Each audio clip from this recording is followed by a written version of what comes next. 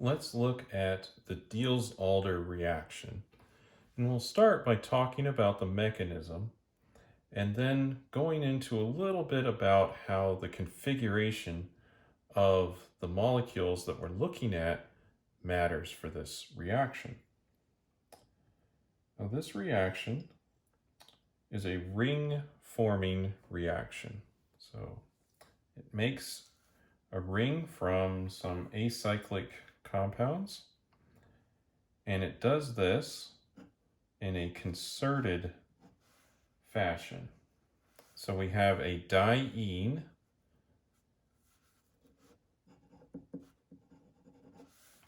and then we have a molecule that is a dienophile. And just for the purposes of the mechanism, we'll go with a simpler version. So just a single double bond here.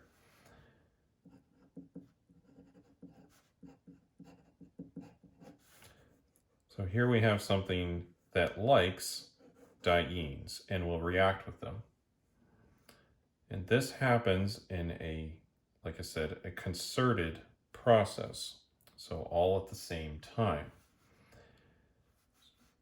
So we'll have this bond attached to the carbon here. We'll have that double bond move there, and then this one attached to the other carbon there. And what we end up with is a transition state that has some partial bonds kind of made around it.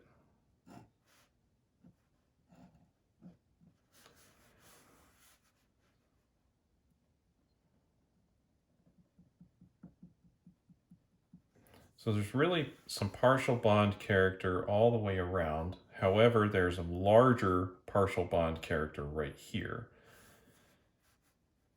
And you'll notice that this has kind of an aromatic transition state, and it's involving an aromatic number of electrons.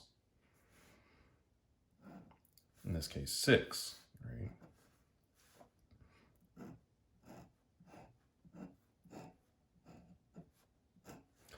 And we end up with this cyclic product, cyclohexene. This is a concerted reaction, since it all happens simultaneously.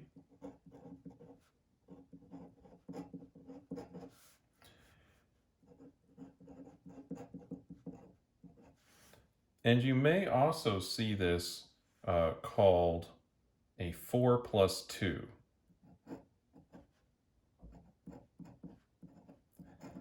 Cycloaddition.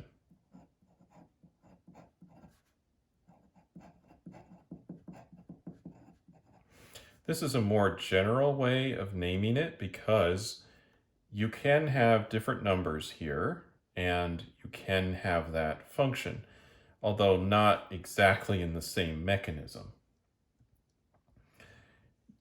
Like I said, I mentioned that we have a 4+2. That's an aromatic number of electrons, and so it is allowed. If we had a 2+2 or a 2+6, those are anti-aromatic configurations, and we won't be able to do those reactions in the same manner. They're possible, but not thermodynamically. Looking ahead, we'll need to use some UV light to change the position of electrons in the orbitals, and we'll get to that in a little bit. Now, I mentioned that we're going to talk about conformation, and you may look at this diene, and I'll just draw it again down here.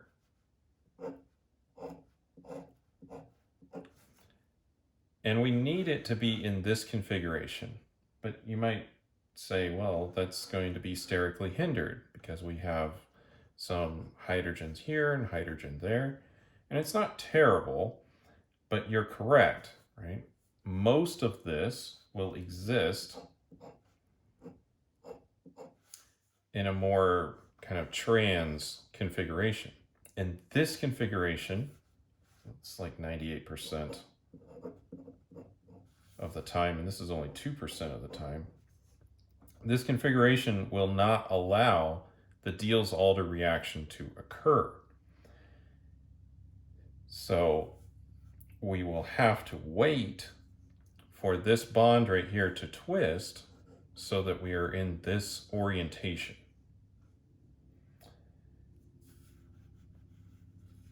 Now, in this case, that molecule can twist into that orientation.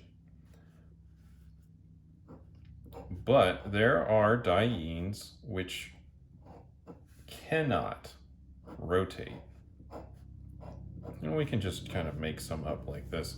Here's a diene, and it's restricted, right? This is held in place, so this bond right here can't rotate. This cannot do a Diels-Alder reaction.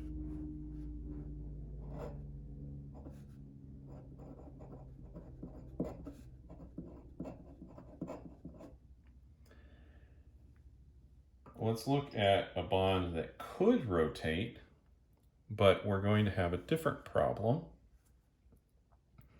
So if we start off with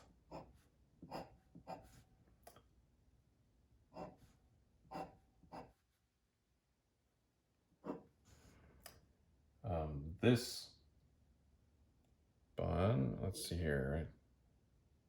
Did I draw that correctly? I think I might have drawn that on the wrong side.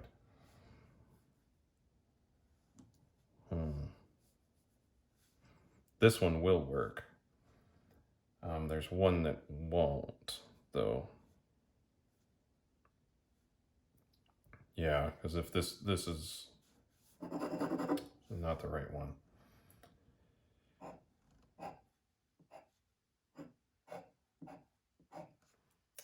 This is what I wanted to draw. This case, we could try to rotate the bond around. And if we did, we would unfortunately have this situation. And these are CH3s. And they're going to be sterically crowded against each other. And so this will not rotate into this position, and so the reaction won't occur. So sterics will prevent.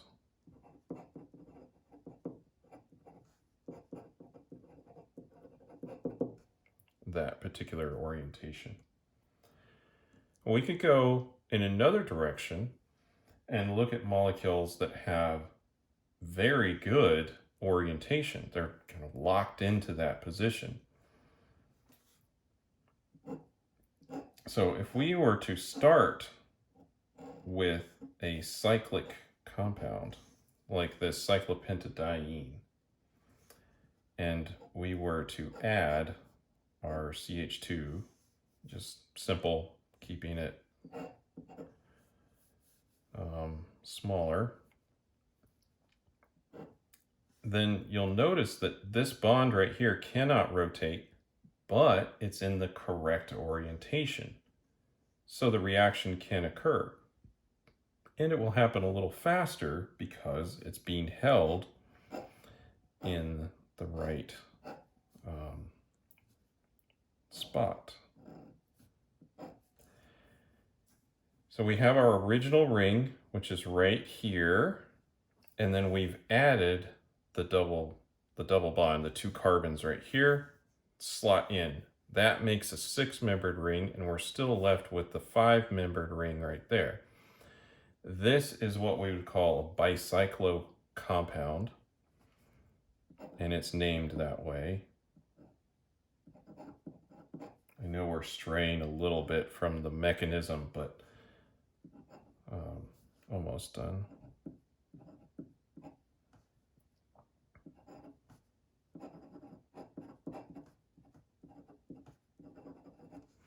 This is called 2-2-1 bicyclo, or bicyclo 2-2-1 hept 2-ene. So you name the number of carbons in the entire part of the bicyclic compound. And then you name the number of carbons that are in between the bridgeheads. So here's a bridgehead and there's a bridgehead. That is a location where the carbon has 3 bonds, right? It's the intersection of the rings. And so there's 2 carbons right here, there's 2 there, and there's 1 there, so 2, 2, 1.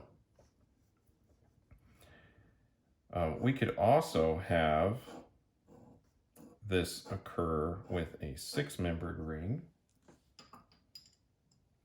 that has the diene, and these reactions also work with things like acetylene or triple bond containing molecules. And when we have a reaction like that, we again get a 6-membered ring.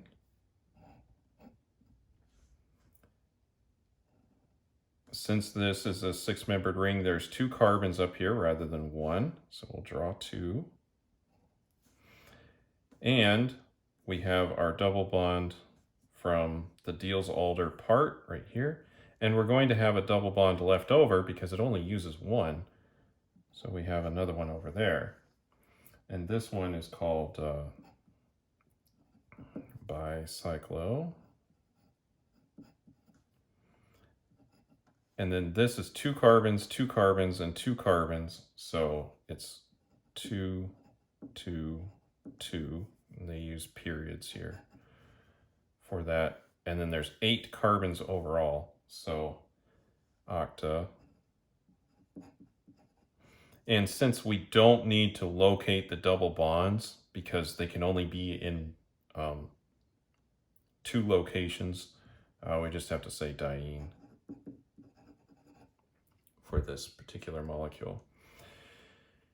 So this is just a little bit about the Diels-Alder reaction and the mechanism for it. We're going to discuss further some important details about the Diels-Alder reaction, but the big information for this video is that we have a diene, we have a dienophile, and the reaction happens in a concerted way. So electrons attacking that carbon, electrons moving from this double bond up into the one in between the original 2 double bonds, and then that carbon then attacking onto the diene, and that completes the ring.